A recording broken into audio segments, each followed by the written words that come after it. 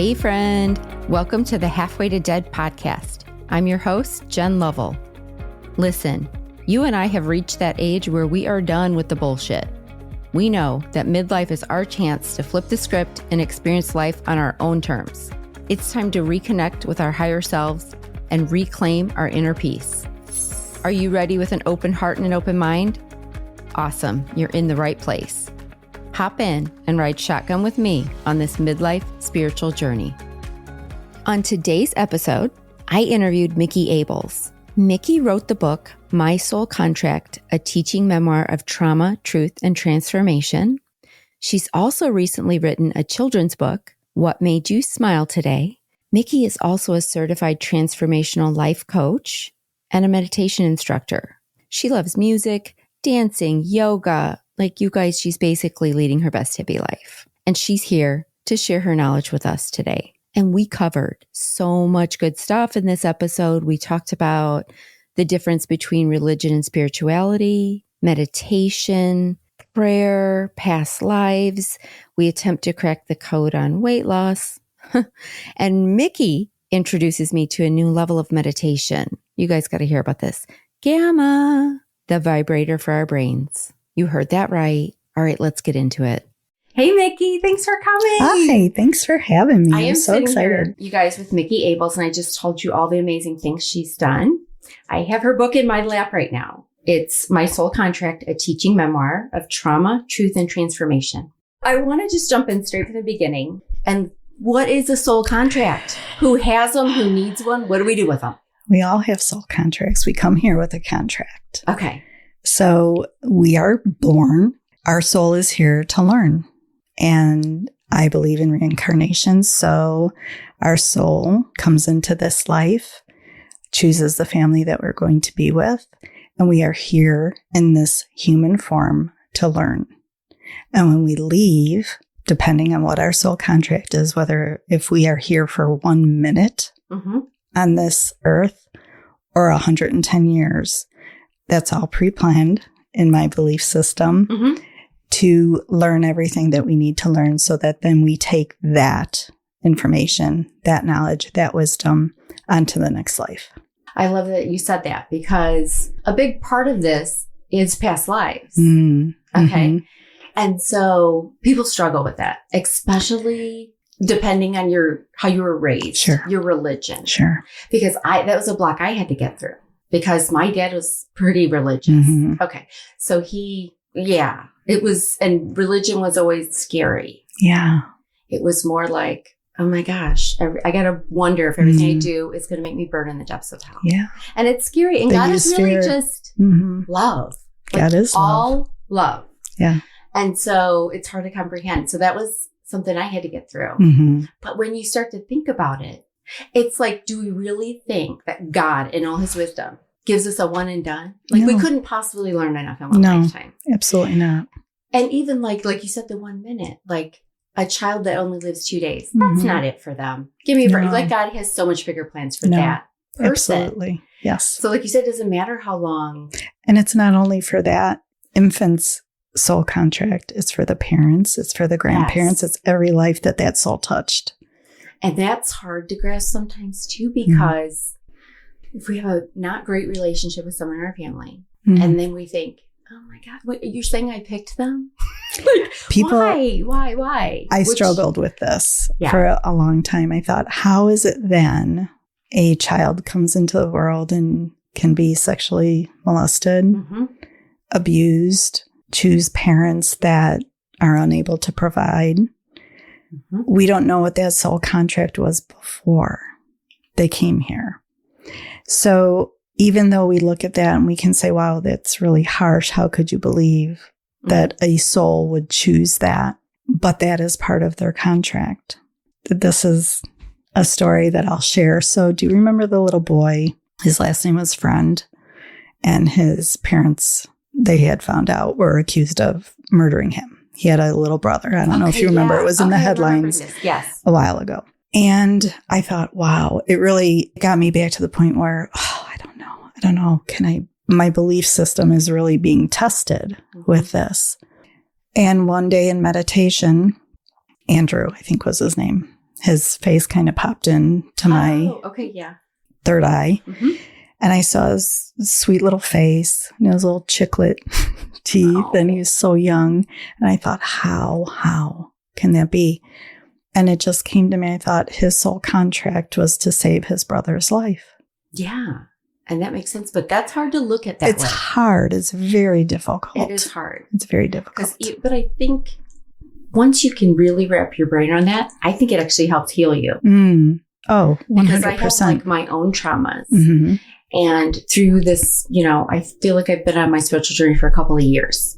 Like truly like hardcore. Yeah. It won't end. It won't ever end. No. And I feel like I know, like I've got a lot of lifetimes left to do this. Yeah. Yes. But once you can kind of grasp that and go, you know what? I am where I am because of that. Mm-hmm. And did I choose it? Maybe. I don't know. Because, when you're on the other side, when you're in God's love, you're making decisions knowing, I feel like coming to be a human is probably like the hardest freaking thing you can do. I agree.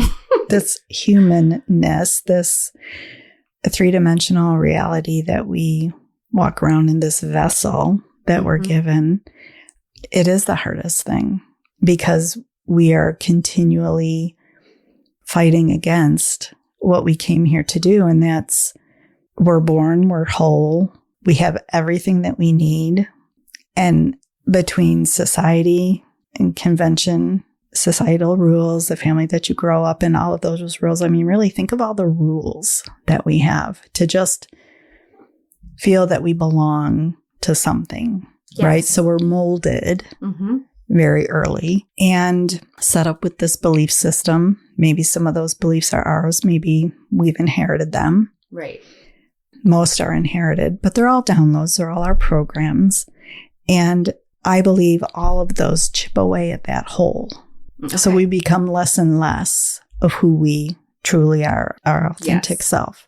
So then what happens a good part of the time, and this is especially for women, but this is for men and women, but in their 40s, especially for women, our hormones begin to change, our lives change, our kids are for the most part grown, they're not as so dependent on us, and our careers are pretty set. We're pretty set. So now the focus, instead of taking care of everyone else, which is all great, that's what, I'm a mom, that was my joy, was to raise my kids and to be there and not focus on me, and that's fine.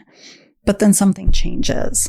And we do begin to focus on ourselves. And sometimes we feel out of balance. And sometimes we question our purpose because we haven't really been attached to it for a very long time. We've been doing other things. Yeah. So whether that's something that just gradually happens and you might feel a little off balance, a little strange, and you're just really not sure, you can't really put your finger on it, or you have a traumatic event, maybe you have a scary health diagnosis. Maybe in my case, the foundation that you knew to be family is totally, just taken out from underneath your feet. So those kinds of things, when you're jolted into something, then of course you start to, as I did, begin to question everything. Everything. Yeah, absolutely. So I'm just going to read this little quote you have in the back of your book. Sure. Okay. Oftentimes, it's one incredibly difficult event that breaks our hearts into a space that craves the introduction of our spiritual growth. The soul is waiting as the spirit acknowledges its true path. So for you, because I think it does, you get to a point, like you said, we get to a point in our lives where we're like, I can't keep going like this. Right. Right. Mm-hmm. And everything that we kind of push to the side and put in a little box, we got to deal with now. Mm-hmm. Yeah. we gotta pull it out of the shadows and figure out what's going on. Yes. And so for you, what was that moment? Was there a moment?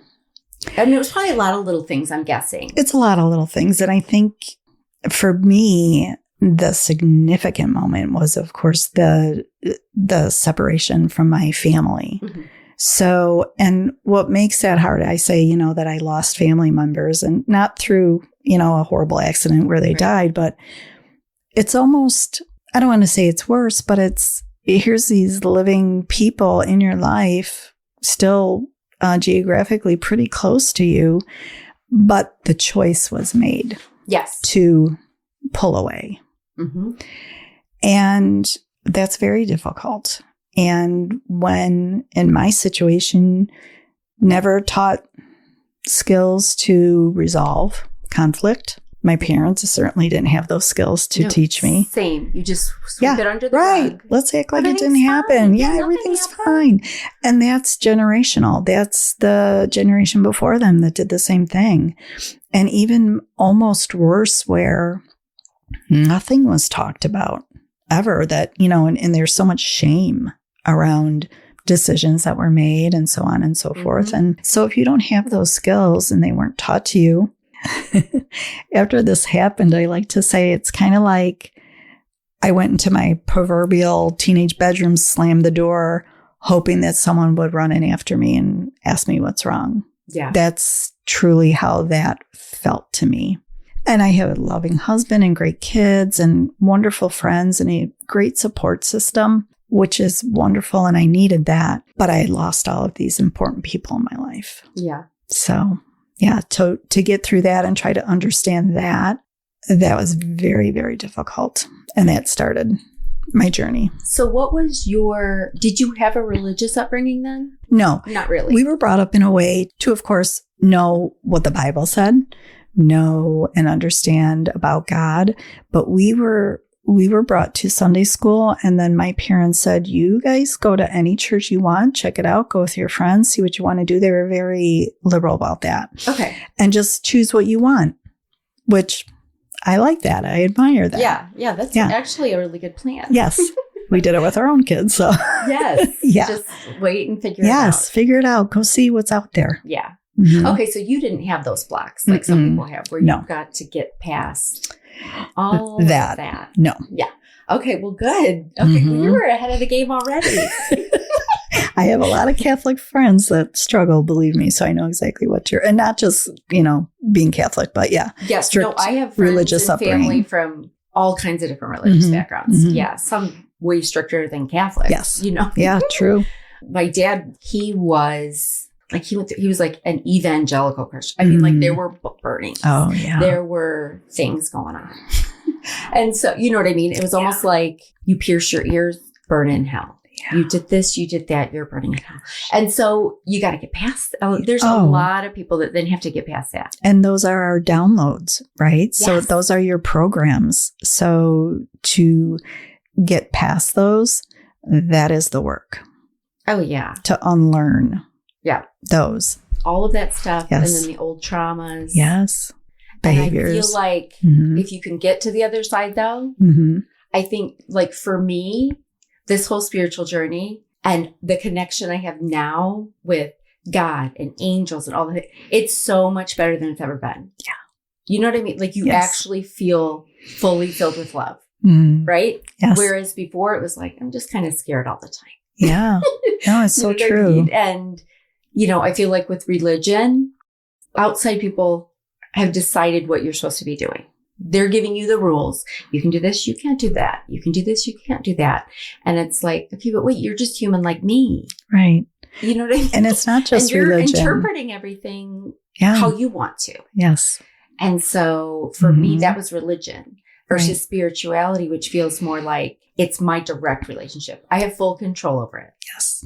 And I can talk to whoever I want and I can do whatever I want. Right. I can manifest it and I don't need permission. Yeah. I feel like you can have your religion and spirituality go hand in hand. You do not have to ditch your religion completely. No, absolutely. No. And you can be religious and spiritual, but they are two totally different things. Yes. Mm-hmm. Okay. So what have you found? And I know your book goes over a lot of it and there's little teaching moments at the end of chapters.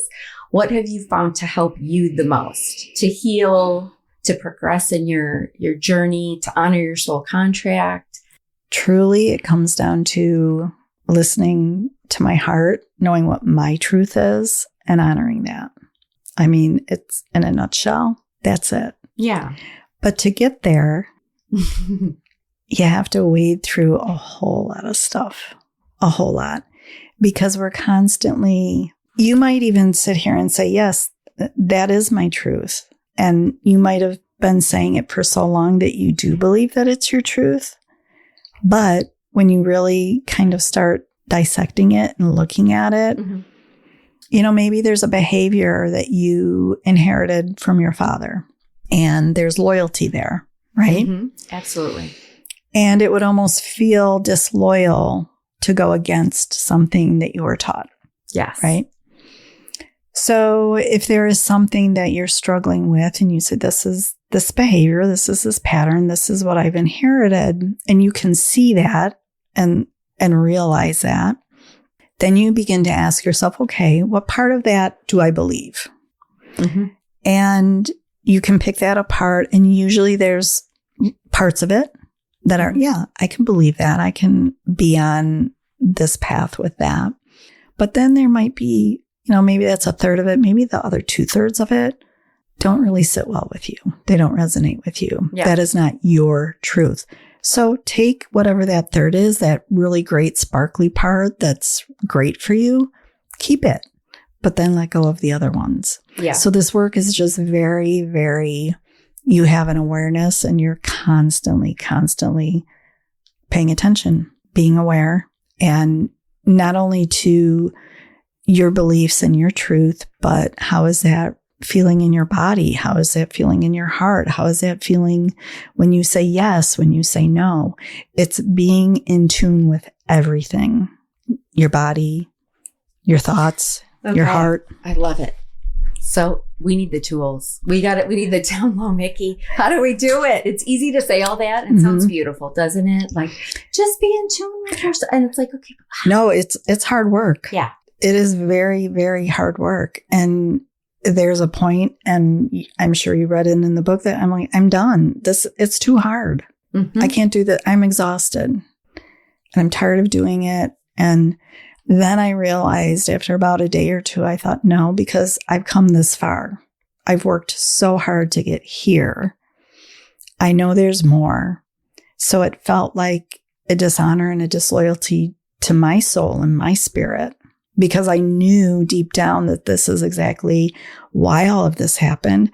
If it happened to me and I stop, that felt way worse than moving forward and continuing to do the work. Yeah. I feel like it was Brene Brown that said, shame, it can't live in the light. So true. So when you leave it in your shadow, when you leave it in the darkness, you pretend it didn't happen. Right. You don't talk about it. You don't work on it. That's how it thrives. Right. And the minute we can take all that and just bring it to light. Exactly. It can't live there anymore. No. Right? No. Like, it just can't. No. Okay. From reading the book and doing group meditations with you, I know meditation is a big, big part of your life. It is. Yeah. I love meditation too. And so, but it's tricky to first start. Oh, it's a struggle for sure. I spent so long saying, I can't meditate. I have so much in my brain at every moment. Yeah. I can't possibly meditate. Yeah. And so for me at the beginning, it had to be guided with music and maybe even a beat underneath it, a nice little theta beat or something. Yeah. And I had to have someone guiding me. Right. And I had to start doing all of that. Whereas now, 2 years later, sometimes if I put on a guided meditation, I just want them to shut up. Yeah. All of a sudden I'll be listening. I'd be like, you know what? I'm heading a different direction here. I don't need that today. Yeah. You know what? I feel like I'm in the middle of doing something here. And then they start talking again. I'm like, oh, no. But back when I first started, I had to have someone telling me what to think. Yes. And what to do. Right. Okay. So give us all the tips and tricks of how your practice. Okay. So meditation, when that's broken down, it means to know thyself. That's what it is. Okay. Everybody struggles. Meditation is a practice just like anything else. So you have to, what the goal is to tap into the subconscious mind. And I'll get back to that in a minute. Okay. But to be able to disconnect, I will never say that you can empty out your thoughts. You're not. And a lot of people think, oh, I have to sit here and not think of anything. That's what meditation is. No, that's impossible. It's not. We have this monkey mind. It never shuts off. We have 70,000 thoughts per day. Wow. Yeah. Yes. I believe it. Yeah. So think about that. So it never stops. So what we're doing in meditation is we are asking ourselves to connect with our inner senses, letting go of our external senses, sight, sound. They're overstimulated all day long, right? Yeah. So we shut our eyes, right? So now that the stimulation of what we see is gone, we put on very nice, beautiful music. So now we're drowning out external noise for the most part and just bringing in one lovely, meditation music, whatever that is for you, or the beats are great too, anything. And we are sitting still. That's huge. Not that all meditation has to be that, because meditation can be walking in a forest preserve, looking at the trees, looking at nature, being in nature. That's meditation. It's to travel inward and connect with your divine wisdom, your inner knowing. That's where your answers are. That is where everything resides.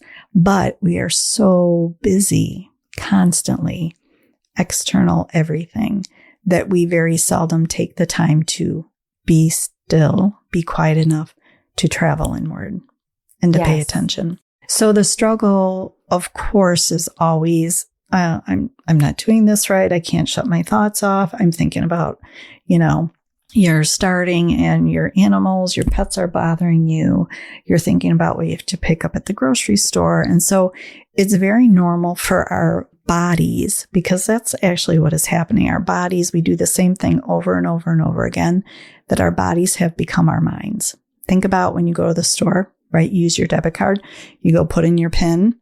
I had my son ask me, Mom, I'm going to run to the store for you. Okay, what's your PIN? Don't know. I actually had to do it. It's just muscle memory. Yeah. You got to just... That's what I mean. We do the same thing over and over and over, that our body becomes our mind. We get in a car, we drive somewhere. We're not thinking about it. We're just doing it. So this is why it's so important to be consistent with your meditation practice. Because we're kind of training our body that, hey guys, this is what we do now. Right. You are this telling... This is what we're going to do. It's exactly. You're 100% correct. So we're in charge. We're saying it's time to settle down, and your body's going to do everything in its power to be like, nope, it's time to get up. My hips hurt. My back hurts. Yep. I have to go do a load of laundry. Whatever those things are, those are going to come in and try to get you out of your stillness. Yes. And so you can acknowledge that and then just move on and just keep coming back, keep coming back, keep coming back. That's all it is. It's just repetition and practice. So I did this guided meditation once, and it did this at the beginning. And ever since then, I do this before every meditation at the beginning. So you visualize a box. Okay. And you put all of everything you are thinking about, all your things, and you put them in the box. Love it. And then you sit, and then I just kind of say to myself, like, okay, those things are all important, but not right now. Right. But not right now. Right. And so literally in it, I tape that sucker shut and I put it up on a shelf, and then I continue with my meditation. It's perfect. It's like, I'll come back to that. And sometimes if something creeps in, I'm like, go get in the box. Like, we're not doing that. So I do the same stuff. Yeah. And that's perfect. And exactly what you're doing. So whatever that is for you, I've asked people to, okay, if this thought comes in, place it on a cloud, watch it float away or something. Yep. It's not part of you. And all of your to-do lists, your responsibilities, everything, all of your attachments to your three-dimensional world, your life outside of sitting here, being quiet, set it on the floor beside you. The attachment to your physical body, set it on the floor beside you. Yes. And for reference to all my friends listening out there, it's not going to work on the first time. No. You're going to have to load that box a while before it stays shut. That's what I'm saying. So don't give up after the first time. No, because again, it's just, I go back to practice, and pretty soon that practice is going to become a skill, and then you're going to be a master, and you're going to get to a place where you can't go a day without it. Yeah, because it just doesn't feel right anymore. Right. Yes. Yeah. And sometimes, I don't know if you do this, but sometimes I'll go back to like counting my breath work because you can't count and think about all that stuff at the same time. True. So I'll go back to like doing my count, like breathing in for 4, hold it out for 8. And if I just count it in my head a couple times, like, cause I I can't think of that many things at once. Well, right. Okay. Right. So as I get older, I'm like, okay, I can't focus on all these things. No, that's perfect. So if I feel like, and I know very little about breath work. I know about 2 different techniques, but that's all I need. I just use those right now, and that's that. Yeah. So it's nice to come back into that. And so how long should people start when they meditate? They say 10 minutes a day will change. Yeah. What we're doing, I'll go back to the subconscious mind. Okay. We are tapping into the subconscious mind, which means that this is our habit mind. This is our creative mind. Mm-hmm. This is the mind that was created actually from the 3rd trimester in our mother's womb up until the age of 7. We are like sponges, just absorbing everything in our environment. We are in theta. Our brainwave patterns are in a very low vibration. Which is hard to get back in after you're not a kid anymore. Yes. It really is. Because we've been conditioned out of it. Yes. That's why. And so one of my things I hate when people say is when things are happening to 2-year-olds, 3-year-olds, and they're like, oh, they're not going to remember. It doesn't matter. And it's like, are you kidding? We store all of our trauma, all the good, everything. All the bad. You store it. Yeah. When you're in that theta phase, like the first 7 years. Right. I mean, it's either going to set you up well or really screw you. Right. Yes. And so that's why it is so important to really parent well. It is. Oh my gosh. Years. Yeah. And we don't get a manual and we don't get it right. No. And I've messed up more times than I can count. Oh yeah. But you and me both. Hindsight. Yeah. But I just, when people say who cares? She won't even remember. And you're like, no, she may not know exactly what the problem is, but there's a problem. Right. Because at that age, we are not in beta brainwave, which is our analytical mind. Right. Nor do we have the life experience to sort any of it out. So you're exactly right. All of that, where does it go? It gets stored in the body. Yes. Everything. It gets stored as a memory. And again, we can have an event, an experience where we're like, I didn't like that. That didn't feel good. Mm-hmm. Don't know what to do with it. Again, gets stored in the body. Where does it go in the body? To the place specifically, maybe where that trauma happened. Mm-hmm. So maybe something you lost a grandparent, that's going to settle in your heart. Mm-hmm. That's a loss. Betrayal settles in your heart. If there's any traumatic injury, of course, that's going to happen and that's going to settle in your body where that injury occurred. So emotions get stored there. Our trauma gets stored in the body, and it will go to the place in the body, like I said, that matches that vibrational energy. So later in life, when we start to feel aches and pains, and mostly we're like, oh, that's kind of, what is that? Mm-hmm. We might go to the doctor. We might get medicine. It's really just for the symptoms. We're not really getting to the root cause of it. So all of these things that happen in our life when we're very young get stored, and that is the foundation of where we want to go. And in meditation, we can tap in. We tap into the subconscious mind, and we can change. We can heal. We can bring up our traumas. As the observer, we never want to re-traumatize anyone. Mm-mm. But you will get emotional, but mostly that's a release, where you're seeing it from a different perspective. Okay. Yeah. And you're able to heal it. So oftentimes in meditation, when we are working on those kinds of things, that is exactly what's happening. You can go to specific energy centers in the body and heal what's there, heal emotions, heal trauma, heal physically. Mm-hmm. Yeah.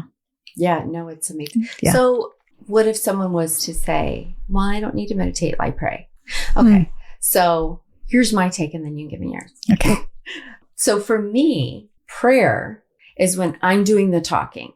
I'm talking to God, the angels. I'm giving gratitude. I'm saying, help me out. You know what I mean? I'm doing a lot of active talking myself during prayer. For me, meditation is where I listen for the answers. So it's like, for me, prayer is me talking to God, and meditation is God talking back to me.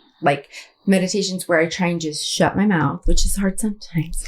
Shut my mouth and listen and wait for the answers and wait to see things that I need to see. And sometimes I'll just, even if I don't have any intention for the meditation, I'll just say, just show me what I need to know today. Perfect. You know what I mean? Yeah. Just show me what I need to know today. Yes. And prayer feels more active by me to me because I spend a little bit more, because that's where I'm saying, thank you for this. Thank you for that. Right. I appreciated this. My left hip's killing me. Could I get a little help? You know what I mean? Yeah. So it's more me talking, I feel like. And the meditation is quieting my mind so I can hear what the answer is. 100%. So that's where I agree more with and that. then if we throw in mindfulness, we get real confused. So do you see a difference between meditation and prayer? Or does it feel the same for you? I agree with what you said. I think exactly what you said. Prayer is more your voice asking a lot of times, right? For whatever that is, having gratitude for certain things, expressing that in prayer. The beautiful thing about that is you're being still, you're being quiet. So it is a meditation. Yeah. So, and you're tapping in and you're showing gratitude, which is also a meditative practice. But you're right. Meditation is whether it's being guided or you're just allowing it to take you wherever it is that you need, and it will never disappoint. Yeah. You might get up from a meditation and be totally bawling, saturated in whatever just happened. You can't even believe it. And then there might be times where you're like, yeah, that was really nice. Or it just was enough to make you feel at peace and bring you some calm. Yeah. So they're not all earth shattering. No, because sometimes you just, the world we live in now with the phones and the internet and the computers, and we never shut down. No. We lay in bed and do it. Oftentimes, that's when we're supposed to be repairing. That's when our bodies are supposed to be repairing from our stressful days. But if we can't shut this off, it's not happening. So we're constantly activating that fight or flight response in our autonomic nervous system. So it doesn't stop. So when are we repairing? We're not. Yeah. So we've got to learn how to get into a good sleep. Yeah. Yeah. And sometimes a good meditation or even not guided or even just a sound as you're falling asleep can get you a little deeper. Yeah. Oftentimes when you are falling asleep, so we go from beta, that's our analytical, that's our get through the day brainwave pattern. Yep. Right when we're starting to fall asleep is alpha. So your brain is very active. Your body is very relaxed. So are we in alpha during meditation? You can be alpha, theta, or gamma. Oh, shit. What's gamma? I want gamma. How do I get there? Gamma is like pure ecstasy. Brainwave, they put electrodes on your head and they have data to show what happens. Like physics. That it looks like you are having a seizure, a horrible health event, but you're sitting perfectly still. But that's how active your brain the brain is. That it is going through something. It is changing. You're going through something so big. How do we get? I want that. Oh, everybody! Micki, how do I get there? Everybody does. I've had it a couple times. It's amazing. Was it you had that a couple times? Yeah. Was there any plant medicine or just you? Just me. You. Oh, and that's so funny you bring that up because I listen to so many different kinds of healing, modalities and that. And I'm very interested in near-death experiences, and people talk about that, and people talk about their trips and using whatever. Psilocybin, all the different things. And I think, oh my gosh, yes, that would be interesting to see that at another level. But I listen to people talk and I'm like, I'm having that experience. I'm having that experience in meditation. Yeah. So you're there already. You don't need it. But again, there's always more, right? There's always more to do. Okay. Yeah. So as beginners, we're hoping to get at least eventually to theta. Yeah. We want to tap into the subconscious mind, which is theta. We want to be calm enough that we are there. And that is when we are shutting down everything that we're analyzing. We're shutting down our outside world, anything that happened during the day. We're almost in a dream state. Is that why I've heard people say that a 20 to 30 minute meditation is like a taking a 3-hour nap. Like it will get you going again. Yes. Yeah. Yes. Okay. Yeah. Because you're basically like dropping into sleep. Yeah. A deep sleep. Quickly. Absolutely. Yes. And if you can get so far into your meditation that there's sometimes when you meditate, you're meditating, but you're still allowing yourself to let go, to travel to the unknown, to have the curiosity of a child. And just my thing is, show me more, show me more, show me more. Yeah. I'm so curious. So if you can get there, and then we're going to just, keep going to different levels and different levels. But yeah, so when we can quiet our mind that much and we are that relaxed, that's when the answers come. But here's the other thing. We are so good at stopping it because now here comes the analytical mind. Oh, what was that? Oh, no, I was just thinking that, right. Why did that pop in? I made that happen. Yeah. I did. So then we start that. No. Yeah. Don't go there. there. Doubt the whole thing. Allow I have trouble with that. That's why I always need signs because I'm like, is that? Yeah. Is that real? Did that happen? Yeah. And then I'll get the signs. I'll be like, I see you. All right. Yeah. Okay. So mindfulness. How do we because that's different than meditation. Isn't it? It's a way of life, really, kind of. Oh. We're getting in. So mindfulness is living in the moment. You're not in the past. You're not in the present. You are aware of exactly what is happening in this moment. Oh, now there goes that moment. Okay, here's this moment. It's allowing yourself to be so present that what happened in the past can't come in and cast a shadow in any way of what's going on in this exact moment, nor can you worry about what's going to happen in the future to do the exact same thing. Yeah. So to be absolutely present, we're so distracted. So if you can look at the total opposite of distraction and you're just in it and you're taking everything in at the same time, whatever's happening with no judgment. Yeah. And just allowing. And so there's all different kinds of practices to practice mindfulness. And I think the more conscious we are, the more that we are able to know that to let go of, what could happen tomorrow and what happened yesterday and to get out of that and not allow that to put a stain on what we're going through or do you know what I mean? Yeah. Okay. So yes, it affects us. Yes, it's part of us. It's our experience. It's our history, but to not let it cloud. And so do you have some tips? So if we're in a moment, like we're at a Little League game or I'm watching my nephew play Little League. Okay. So probably first we have to be ready to stop ourselves and say like, I want to be here right now. Like I need to be here. And so then what do we do? You're there. We're there. So when you started saying that, I remembered my son's wedding. So my other son, the best man, was standing up to give a speech and I got my phone all ready and I thought, stop it. Stop it. Yeah. I set my phone down and I thought, no, just be here right now. Take in everything. Leave the videos and the photos to someone else. Yeah. It's handled. I think that's the main thing right now too. We got to like put the phone down. Yeah. We got to put the phone down. It's just another distraction. Yeah. We got to shut down for a minute because we are all worried about, not so much me because I don't love social media, but I know a lot of people, it didn't happen if it doesn't get posted. No, you're right. And so they have to make sure they get the perfect photo here and there and everywhere so that they can post it. And so the whole world thinks they have an amazing life. Yeah. Okay. Yeah. But really the people probably with the more amazing lives are the ones with no photos and no posts. I agree.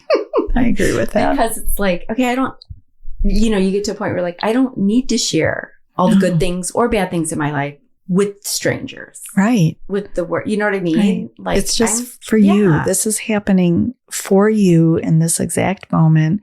You're the only one that can take it in the way that you're going to take it.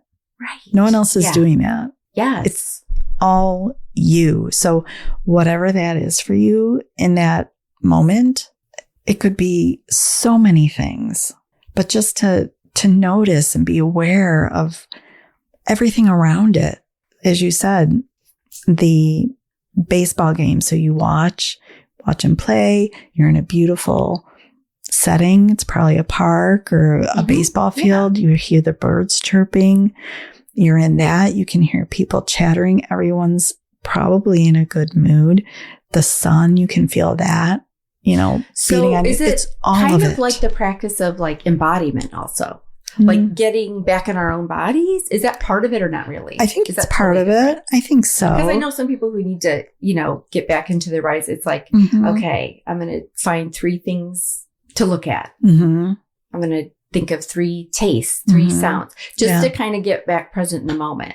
I think. So is that part of it? Or is that just totally I think different? It is part of it. I mean, there's, as I said before, there are different practices like what you're saying, to take a food, put it in your mouth, think about everything that went into that. Yeah. That substance that's in your mouth, from the earth that we live on, to the farmers, to the equipment, to the livestock, to the people that work in the getting it packaged, to the grocery store, think of all of that while you're eating this piece of food. Yeah. Now the flavor, there's so much, right? It's so much better. Take all that in. Yeah. And it just puts it at a different perspective.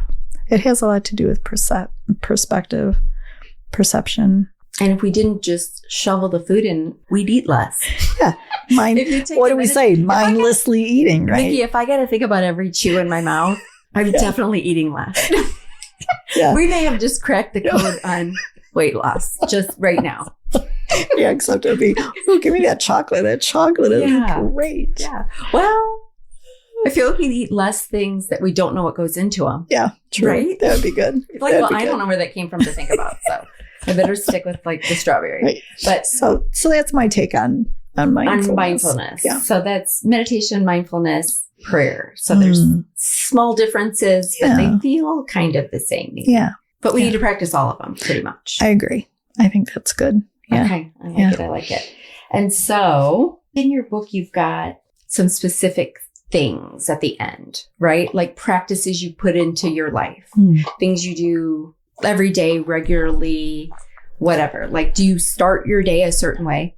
Do you do the same thing every day? Or, I mean, not really. I mean, I think it's good to have a ritual, but I also think it's good to just pay attention to what you need. Yeah.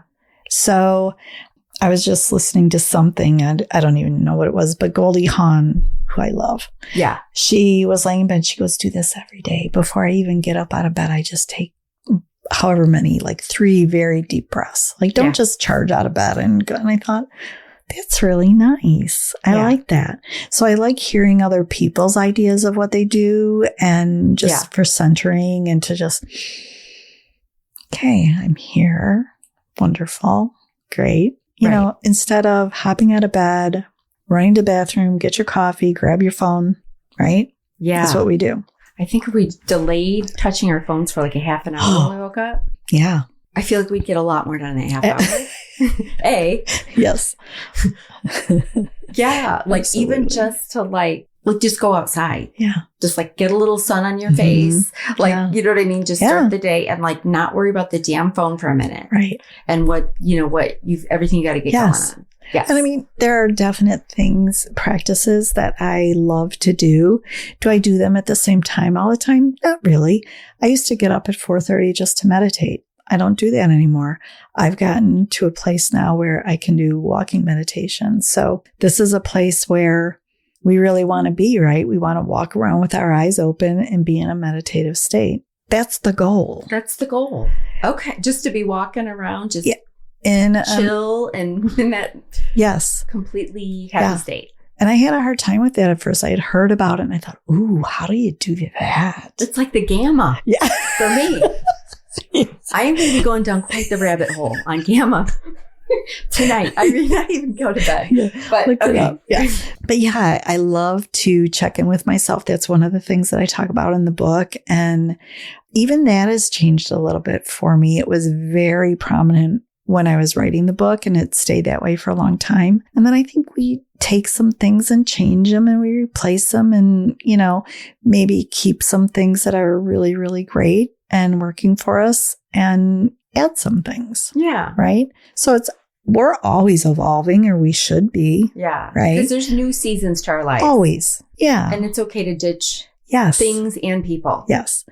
But if they're not conducive. Yeah. And I think it's really important to what I write about. And part of it is this daily check-in, to really check in with yourself. Because how often do we do that? We don't. We say, oh, how are you doing? But that's just kind of a very, esoteric. I'm fine. I've been fine for over 50 years. Right. Until you get to the point where you're like, I am not fine. I'm not fine. And then who wants to hear that? No one wants to hear that. Because then you walk away and go, well, it's 10 minutes of my life. I'll never. No. That's when people ask you how you're doing. They don't actually care. They don't want to know. They don't want to know. No, it's a courtesy, right? It's yes. And we go, oh, I'm you. Yeah. And really, you're like, I'm not fucking fine. How long do you have? Because I got some shit going on. Right. Yeah. Yeah. So that's a loaded question. Right. So that's what coaching is for. That's what counseling is for. That's what, right. So when people come to you for coaching, you kind of get their story, like you figure out where they're at, what they're struggling with. Yeah. So what goals they have. So we talk a lot about what I start with everything, because everything starts in our thoughts. So one of the first pieces of homework is what I call it, that I send you home with, because it is homework, because you can be in a place and you can be feeling all very, you go to yoga and you're so blissed out, and then you leave and you have to get in your car. You have to go home. Then you have to, yes. You have to go home and you're like, well, okay. Well, that feeling's gone. Yeah. Right. It's over. So it's the same thing. You can be in a coaching session and just, everything's just great. And I love that we talked about that and I'm feeling so much better. But then you have to go home and you have to remember and to also put into practice the things that we talked about. So the first and very important one is to become aware of your thoughts. We are not kind to ourselves, and we need to learn how to talk to ourselves more like our best friend. Yes. I actually have a little sign that's by the mirror in my bathroom. It's just a little metal thing, and it says, change your thoughts, change your world. Yes. And I look at it every day when I'm getting, I see it every day. It's right there. Yeah. Because it is true. Like, it is true. Believe what we think, whether we're right, whether we're wrong. Yeah. If we think it, we think we're right. Yeah. Like, period. No, you're right. So we can change the way we think about something. Yes. And which is not easy, but again, it's that awareness. It's just paying attention to it. It's really catching yourself in those moments. Like I said before, 70,000 thoughts a day. That's a lot to put your awareness on. And we have lots of other things going on in our lives. So when you find yourself kind of going to that place where, ooh, gosh, why am I saying that? Why am I thinking that? I ask you to backtrack a little bit. What was I thinking right before that? And how did I get there? And okay. And now I'm back thinking about that fight I had with somebody a week ago. And now I'm all stressed out about it. Yep.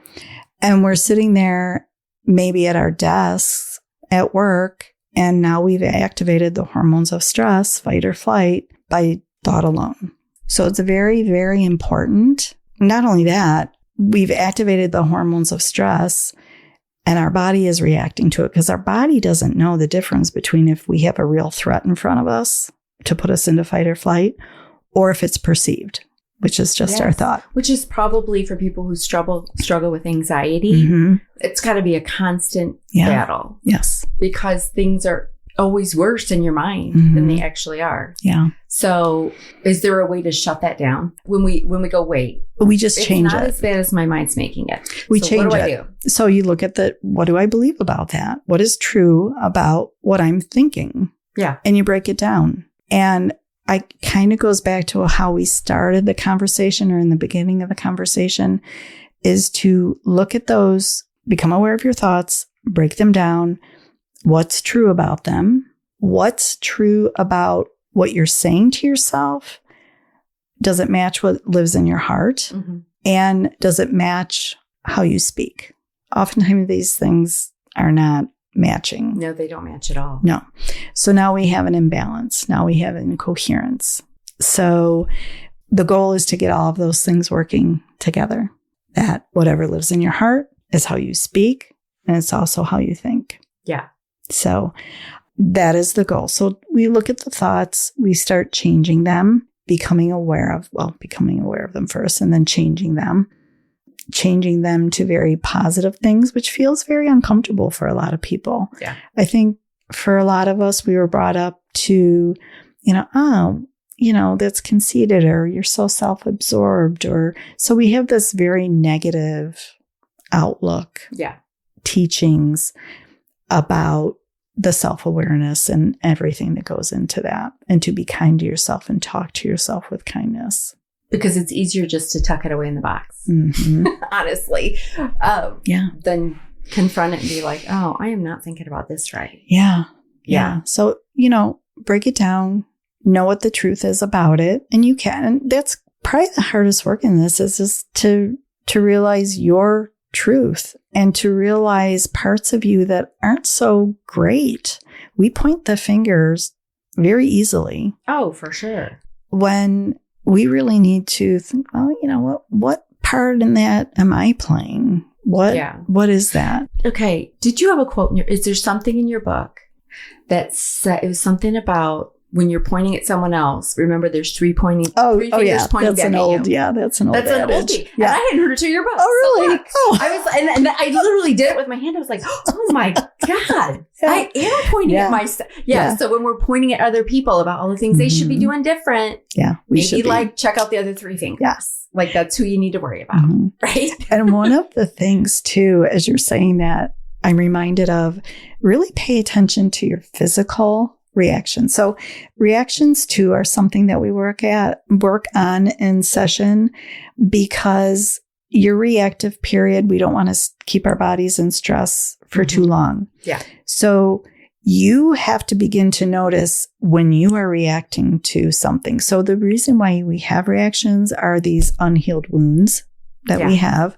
Something happens. Maybe it doesn't look exactly the same, but it is touching that unhealed wound. So there's our ego that's defending us. We rear up and we get reactive.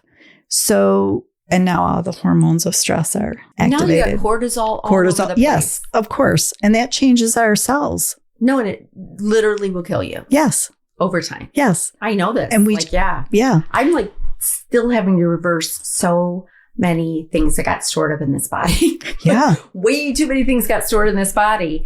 And it's like, that's the work. Yeah. During these journeys and awakenings. Yes. That's the work, the hardest work. But that's the work where you see the big changes. Yeah. When you can reframe all of those things and say no, I'm going to heal for myself in this life. Yeah. Because I don't want to bring this shit to the next one. Right. And if we don't deal with it, it's sticking with our little souls. Well, and when we are healing our family tree. So that not only is trickling down to, which is hard. I have trouble grasping that. I get it. And I believe that. But you think, wait a minute, I can heal my great great grandma and I can heal my great great granddaughter. Yeah.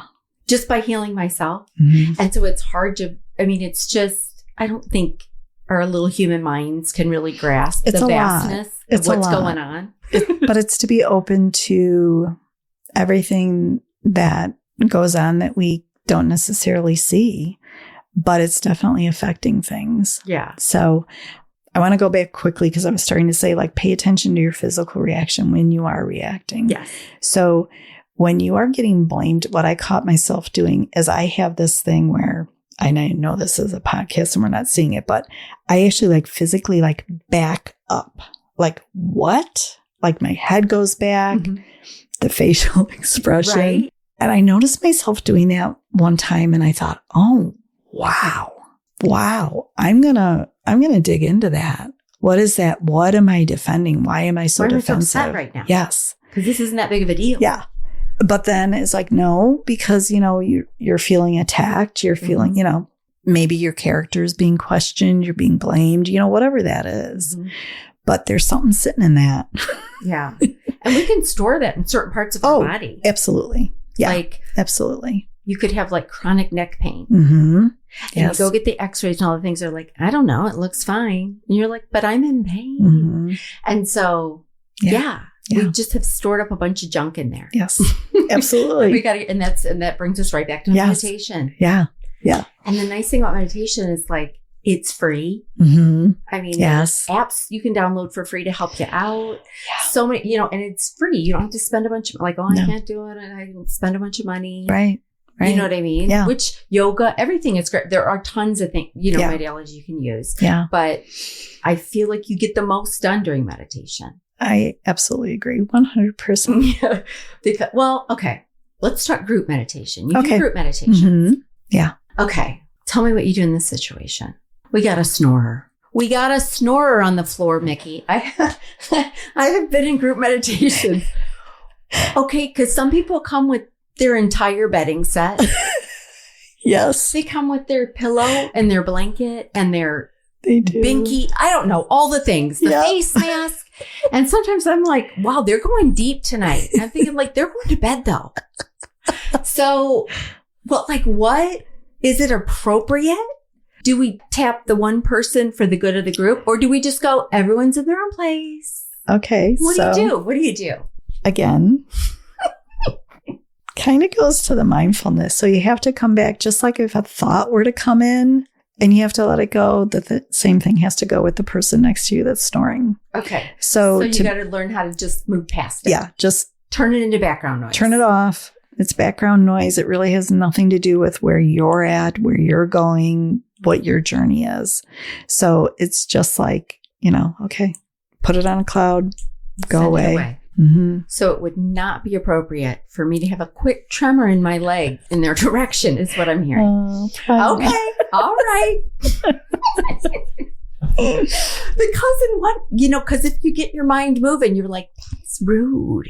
But then you're like, no, it's not. They don't even know they're doing it. They don't even know. And there's always part of me when that happens that I think, that's a compliment. You are so relaxed. Like they're hitting that. Fell asleep. Oh my God. Are they getting close to gamma? Should I be snoring?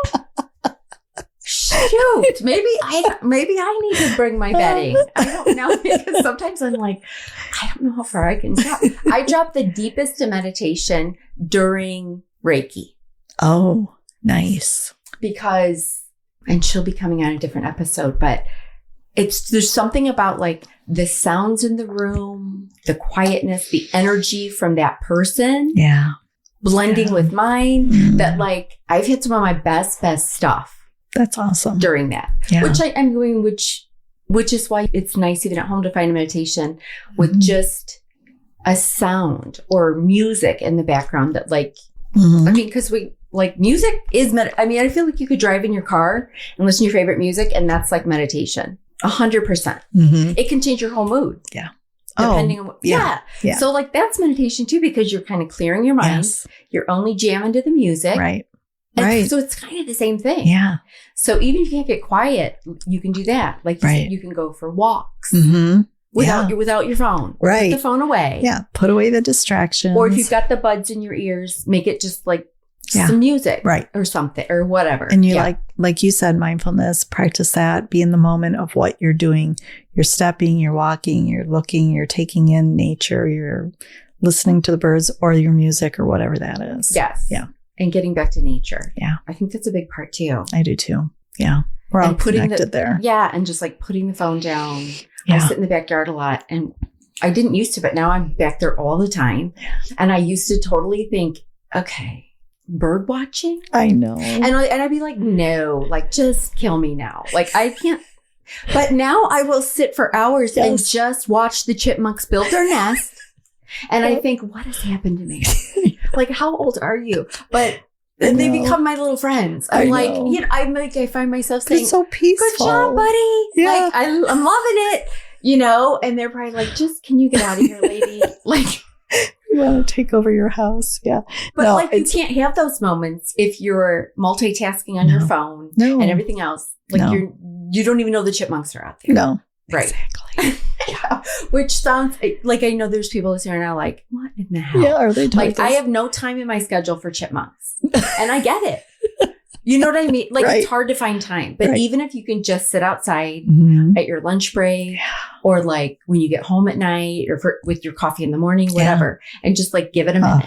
Just like 2 minutes. It could like maybe change your whole day. It'll reset you at a cellular level. It will bring relaxation and peace and all the things. Yes. 10 minutes a day. That's all you need. That's it. Can it be 5 and 5? Do longer. Or does it need to be 10 all at once? I don't know. I think they say 10. And breath too. That's another really, really important thing, because that slowing down your breathing activates your sympathetic nervous system. Yes. It quiets it down. It's the brake pedal of the body. And that in itself is telling your body, sending it signals that, it's time to relax. Yeah. It's time to. So in any situation, you can use your breath, which is a fabulous thing. Well, and that's like we talked about once you get in the habit, like muscle memory. Because I find myself now, I won't even realize I'm in a stressful situation. And I'll find myself breathing in for 4, holding it, breathing out for 8. And I won't even notice right away. Yeah. And I'm like, oh. But it makes you think like, oh shit, what's going on? Because I must be stressed because that's not my normal breathing. And again, it goes back to just really being an active participant and noticing and being aware. Yeah. Of and saying, all of that. Okay, I just need a couple breaths. Tapping in. Yeah. Couple breaths. Yeah. Maybe a good cry. Yeah. Then I'll get back at it. Yeah. Yeah. Whatever you got to do to get through, right? I think we were talking about reactive when we got off on a tangent and I went back to something else. But reactive time is very, very important, because when we become aware and we can pay attention and we see our body reacting, we see what's going on in our mind, our thoughts, we can actually maybe even feel our hearts beating a little faster. All of these physical things happen. Give yourself, look at whatever the situation is, the event, the experience, and say, okay, you know what? I'm going to be reactive and just be a little pissed off and a little mad for like 5 minutes. That's where this experience, that's what it gets. Okay. There might be something that you're like, you know what? I'm taking a whole damn day. Right. And that's okay. It's okay. Yeah. Just be mindful of it. Be aware of it. That what you're allowing yourself isn't too much to the point where you're almost like a distraction in that. Do you know what I mean? Like, yeah, I'm going to do this because I deserve it. And a lot of us do, and that's fine. But just know that that's also taking a toll on your body. I love that you put a time limit on it. That's a good idea, because then you know, all right, I'm going to give myself the rest of today to pout and moan and be pissed. Yep. But I am not going to allow myself to wake up like this tomorrow. Right. Perfect. Because then, do you think then it doesn't store? What's happening is it's not that it's not, and it won't store because you've actually looked at it from a different perspective. Okay. But you're allowing your body to not stay in that stressed out place for too long to where it's doing your body harm. Yeah. Right. We're already stressed out enough. We're doing this. We do stress every day. So on top of everything else that's going on, we're putting that on there too. But we are the directors of that. We're choosing. We're saying, no, you know what? And that's healthful too, to say, yeah, I'm human. I'm going to sit here and cry, and I'm going to sit here and do whatever I need to do for however long I need to do it, because that's going to help me. Yep. And then that's it. Because sometimes we can live in something for years. Most of us do. Most of it. And then that shit's stored. Yeah. Then it's going to come back. You're going to have to deal with it later. Your body will always remind you. It will always remind us, which is why when we get to like this midlife business, it comes back up. Yeah. Because we get a little more free time. Like you said, we've done some things in our career. Our kids are kind of on their own. You know what I mean? Yeah. We've gotten to the point where it's like, okay, like I should probably revisit some things. Yeah, exactly. For my benefit. And time like you said, healing. I mean, it can help your whole, not just your past and your future, but like the people you live with now. And even if you're not intentionally going home and sharing, hey, I'm doing this and it's really helping me. What you're doing, the changes that you make, that's energy. They're just going to feel it. They're going to feel it. They're going to notice it. They don't have to get on board. They don't have to do what you're doing. But you know what? It's going to change them. That energy changes in a way that does affect them in a positive way. They might be saying, wow, she's really different. They might not even be saying that. Maybe they can't put their finger on it, but they know there's something different and it feels better. Yeah.